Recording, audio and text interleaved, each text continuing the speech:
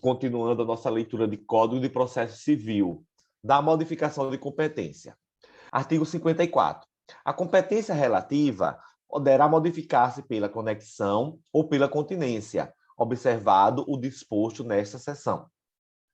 Artigo 55. Reputam-se conexas duas ou mais ações quando lhes for comum o pedido ou a causa de pedir.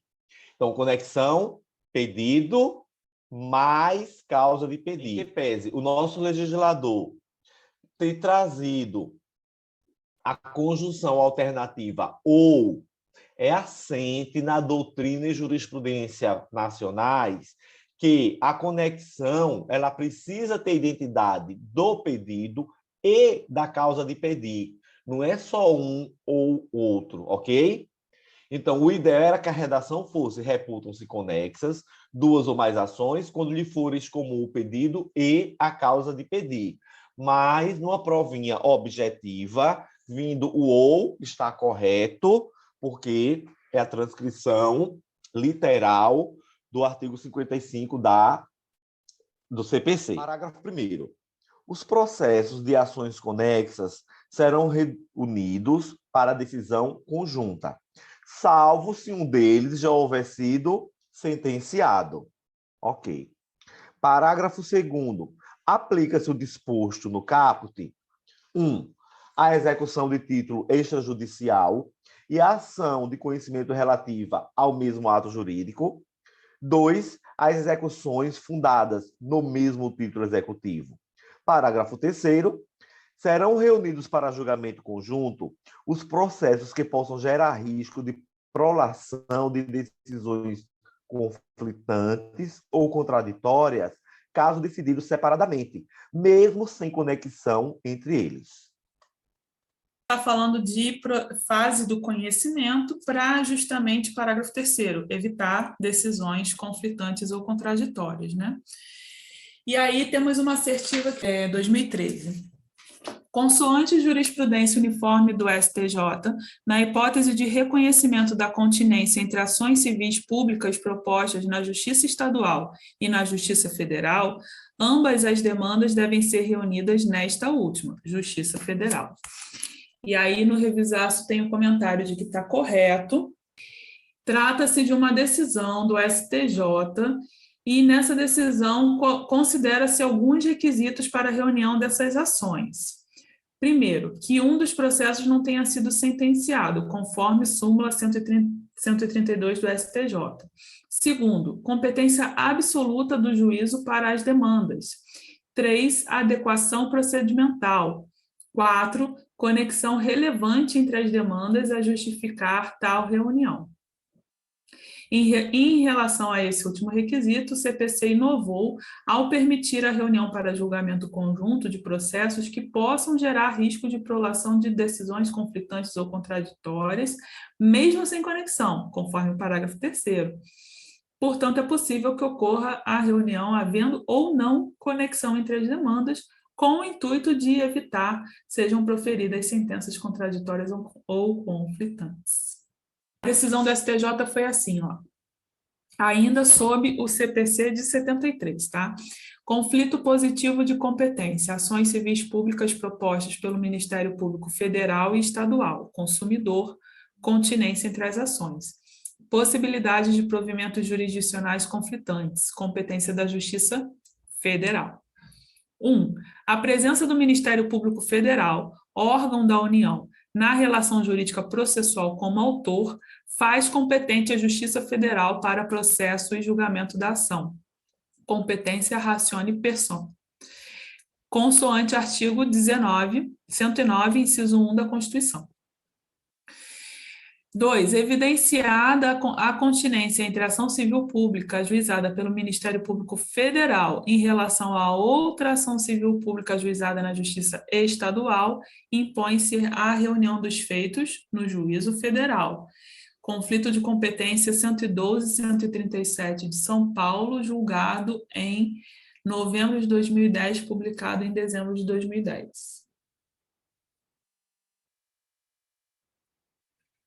Considerando-se o interesse de que não haja decisões contraditórias, bem como, se presente a união nas demandas reunidas, essas serão julgadas pela Justiça Federal, pois a Justiça Estadual não contempla a ente federal no seu polo processual, né? Trata de ação civil pública. Só que, assim, eu acho que a questão ela está incompleta. A decisão do STJ foi em cima de um caso que tinha o Ministério Público Federal como autor, né? Mas a assertiva não deixa isso claro, né? Falou aí, quando tu leste as respostas, é a questão do parágrafo 3º do artigo 55, quando ele diz que, para evitar decisões contraditórias ou conflitantes, ainda que não haja conexão entre as duas ações, elas devem ser reunidas, né? Isso exatamente para dar o quê? Segurança jurídica, porque você imagina, duas ações, elas não são conexas, né? Elas têm diferente causa de pedir ou pedido. Estão andando em paralelo, mas para evitar decisões conflitantes, uma decidir assim, outra decidir assado, o que é que faz? Reúne-se. Isso dá exatamente segurança jurídica ao jurisdicionado. Sempre que eu estou estudando conexão e continência, eu penso assim, ó, conexão. Então, são só 3 sílabas. Continência. Então, se continência é maior do que conexão, a continência vai ter um requisito a mais, tem uma sílaba a mais. Então, conexão é pedido ou causa de pedir, entenda-se pedido e causa de pedir. E a continência vai ser partes, pedido e causa de pedir. Mas o pedido de uma, ele é mais abrangente que as demais. Artigo 56. Dá-se a continência entre duas ou mais ações quando houver identidade quanto às partes e à causa de pedir. Mas o pedido de uma, por ser mais amplo, abrange a dos demais. Artigo 57. Quando houver continência e a ação continente tiver sido proposta anteriormente, no processo relativo à ação contida, será proferida sentença sem resolução de mérito. Caso contrário, as ações serão necessariamente reunidas. A ação continente é aquela mais abrangente, Maria. Ela é proposta anteriormente. No processo da ação contida, vai ter o quê? A sentença sem resolução de mérito, ok? Então, a ação contida proposta anteriormente, as ações serão necessariamente reunidas. Isso é bem importante, ó. Olha o que é que diz o artigo. A redação é meio truncada. Quando houver continência, a ação continente tiver sido proposta anteriormente, no processo relativo à ação contida, será proferida sentença sem resolução de mérito. Caso contrário, as ações serão necessariamente reunidas. E aí, a gente tem que destrinchar esse bendito desse artigo para a gente entender. A ação continente, continente, olha para mim, Maria, continente é maior que contida, ok? Então, eu sempre penso, a continente, o pedido é mais abrangente. E aí eu já sei que a continente é o pedido mais abrangente. Agora eu vou o seguinte, se a continente ela é proposta anteriormente, no processo da ação contida, que foi proposta posteriormente, que é a menor, eu vou ter sentença sem resolução meritória. Agora, se a ação contida, que é a menor, ela é que foi a proposta anteriormente, necessariamente eu vou ter que reuni-las. Entendeu assim? Não é isso mesmo? Então, ó, continente é maior que contida. Eu propus primeiro a continente, então a contida que eu propus depois, decisão sem resolução meritória, ou sentença sem resolução meritória. Agora, se a continente, que é a menor, eu propus antes, eu necessariamente vou ter que reunir a continente com a contida. Quando houver continência e a ação continente tiver sido proposta anteriormente, no processo relativo à ação contida, será proferida sentença sem resolução de mérito. Caso contrário, as ações serão necessariamente reunidas. Mas se a pessoa não souber o que é a continente e o que é a contida, ela não vai saber interpretar. Então, o primeiro passo é saber que a continente é a mais abrangente, ela é a maior. Então, se ela, que é maior, foi proposta primeiro, a menor que foi proposta segundo, decisão sem resolução do mérito. Agora, se a menor, que é a contida, foi proposta primeiro, que é a continente, eu tenho que reunir as duas para evitar decisões conflitantes. Artigo 58. A reunião das ações propostas em separado far-se-á no juízo prevento, onde serão decididas simultaneamente. Artigo 59. O registro ou a distribuição da petição inicial torna prevento o juízo. Lembra da perpetuatio jurisdicionis? A questão da distribuição da ação ou do registro, ela é importante para duas questões. Primeiro, para determinar a competência, perpetuatio jurisdicionis. E segundo, para a questão da prevenção em caso de conexão ou continência. Sempre a questão do registro ou distribuição da petição inicial, ela é relevante, consoante o artigo 43, para quê? Para delimitar a competência, ou seja, o princípio da perpetuatio jurisdictione.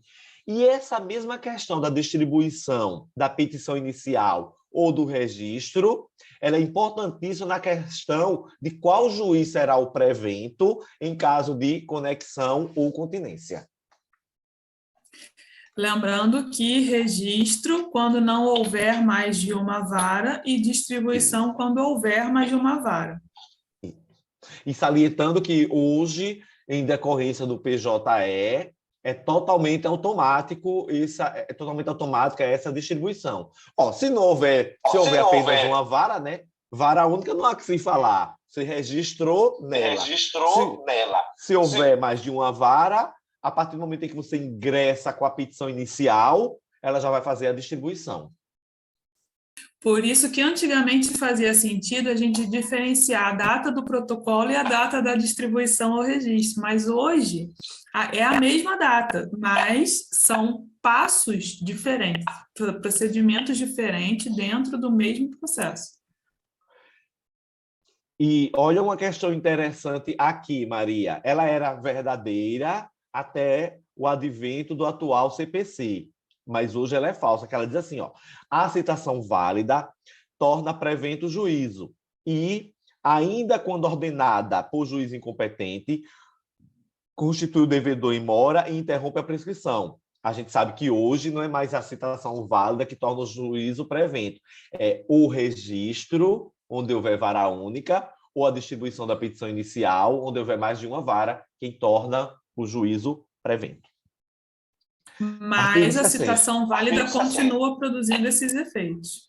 Isso mesmo, Maria. Quando a gente chegar na parte da citação, a gente vai ver que a citação válida continua constituindo o devedor em mora. Artigo 60. Se o imóvel se achar situado em mais de um estado, comarca, seção ou subseção judiciária, a competência territorial do juízo prevento estender-se-á sobre a totalidade do imóvel. E o que é que torna o juízo prevento? O registro ou a distribuição da petição inicial. Observação.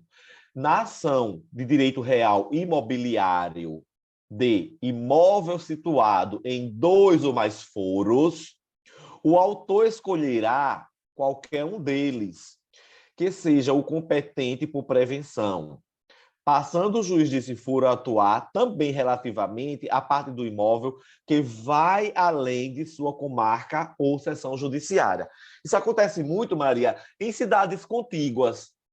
São Paulo e São Caetano. Aí eu construí um galpão que a metade do galpão ficou na cidade de São Paulo e a metade em São Caetano. E a gente sabe que quando se trata de ação pertinente a imóvel ou direito real sobre imóvel, a competência sobre o fórum sobre a situação da coisa, que traz a competência para o juízo daquele fórum.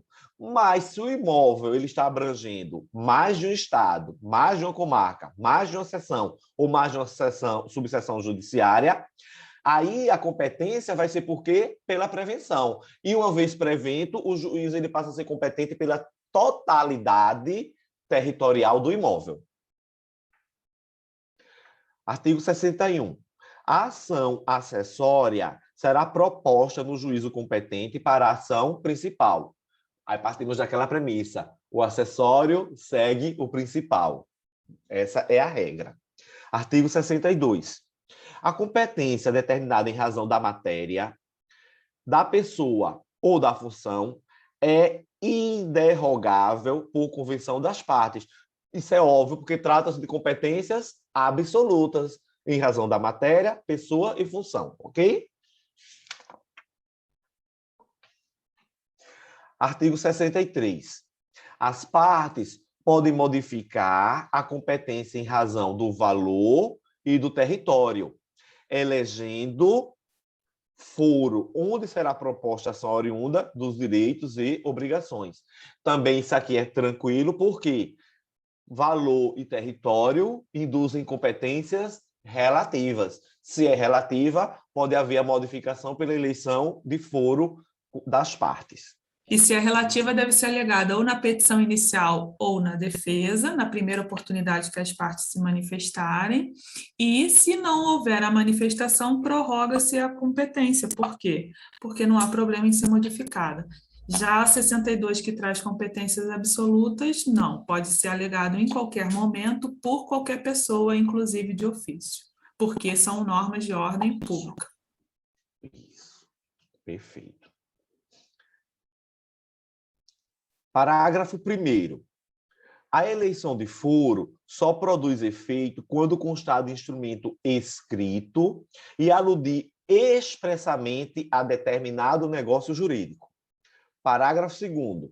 O foro contratual obriga os herdeiros e sucessores das partes. Parágrafo 3º. Antes da citação, a cláusula de eleição de foro, se abusiva, pode ser reputada ineficaz de ofício pelo juiz, que determinará a remessa dos autos ao juízo do foro de domicílio do réu. Veja, Maria, que aqui o juiz ele só pode reputar essa ineficácia de ofício antes da citação. Como se trata de uma competência relativa que poderia ser prorrogada, é diferente o juiz poder alegar de ofício, poder determinar de ofício a ineficácia dessa cláusula, né? Mas é por conta da abusividade. Lembrando que isso se aplica também em contratos com foros de eleição internacionais. Então, se mesmo num contrato prevendo a eleição de foro internacional, o juiz reputar abusivo, verificar a abusividade, ele pode reputar ineficaz de ofício. Se não fizer antes da citação, na defesa aí o réu poderá fazê-lo. Então, ou o juiz de ofício até a defesa, ou o réu na defesa. O juiz ele não vai declarar a nulidade dessa cláusula de eleição de foro. Veja que ele diz claramente que ele vai reputá-la ineficaz. São conceitos distintos, né? Então, o que é que o juiz diz? Opa, antes da citação, ele viu que é abusiva, reputa ineficaz e determina a remessa dos autos. Ele nada tratou aqui da nulidade. Parágrafo 4º. E outra coisa, sempre antes da citação. Por quê? Após a citação, que é o que vai dizer o parágrafo 4º, citado, incumbe ao réu alegar a abusividade da cláusula de eleição de foro na contestação, sob pena de preclusão. Então, aqui é bem interessante. A gente tem que ver isso em conjunto. Antes da citação, pode o juiz reputar, antes da citação, uma vez verificando essa abusividade, pode o juiz reputar a ineficácia da cláusula de elaboração de eleição de foro e determinar a remessa aos autos ao juiz de domicílio do réu. Beleza. Agora, após a citação, o juiz não pode mais fazê-lo, mesmo que ele veja que é abusiva, ele não pode mais fazê-lo de ofício. Incumbe ao réu alegar em sua contestação, sob pena de preclusão. Também esse parágrafo 2º obriga os herdeiros e sucessores, porque as partes não podem ficar à mercê de, quando uma morrer, os herdeiros ou sucessores questionarem esse foro de eleição. Vulnerabilidade processual é a suscetibilidade do litigante que o impede de praticar atos processuais em razão de uma limitação pessoal involuntária. Deste modo, para dirimir a suscetibilidade daquele que foi vulnerável na relação de direito material, o magistrado poderá, em qualquer momento processual, afastar de ofício a cláusula de eleição de foro. Olha que questão interessante, Maria. Você vê que ele não transcreveu ipsiliteri, você tem que compreender a questão, tem que saber de que se trata e também tem que saber a letra da lei, porque a gente sabe que não é em qualquer momento processual, é até antes da citação que o juiz pode reputar essa ineficácia, ok?